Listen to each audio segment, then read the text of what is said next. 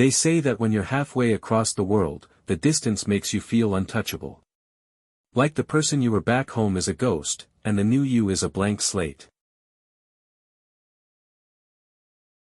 I was 3 months into my stay in Kenya, living in a high-rise in Kilimani. I loved the chaos of the day, but the silence of the African night? That was different. It felt heavy. It felt charged. At 2:14 a.m., my phone screamed to life. A video call. From a number that didn't exist. You see, I'm somewhat of a digital nomad. I move every 90 days. Before Nairobi, I was in Lagos. I've always been careful. Virtual private networks, encrypted chats, the whole routine. But I made one mistake. I'd been getting these wrong number type of texts for weeks. Simple things. Are you home, or the gate is open? I ignored them. I figured some local had typed their friend's number in wrong. But this wasn't a text. It was a video request. And for some reason, maybe the jet lag, maybe the third cup of Kenyan coffee, I hit accept. Hello. I said with my voice sounding thin in the empty room. The screen on the other side was dark, but not, camera off, dark. It was the darkness of a room with no windows. Through the grainy, low-light feed of the caller's phone, I saw a landmark.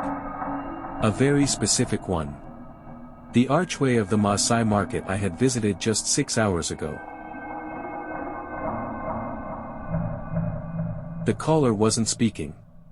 But I could hear their breathing. It was heavy, rhythmic, and sounded like it was being filtered through a throat full of gravel.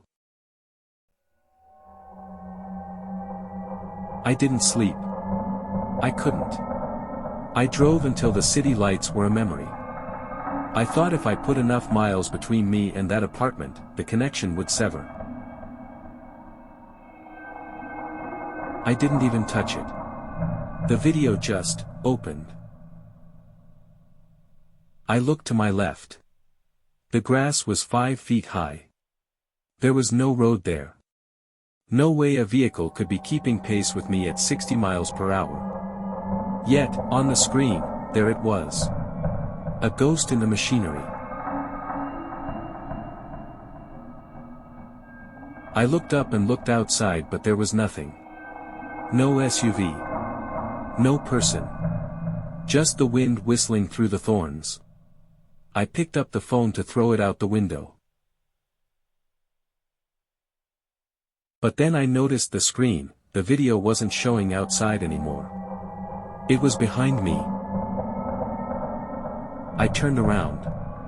The seat was empty. But when I looked back at the phone, the figure was leaning forward. Its hand, gray, elongated, and trembling, was reaching for my neck. I left my car there. I left my laptop. I left everything. I walked until I hit a village, and I didn't stop moving until I crossed the border. I don't use smartphones anymore. I don't check in on social media. Because I realized that the wrong number wasn't a mistake. It was an invitation.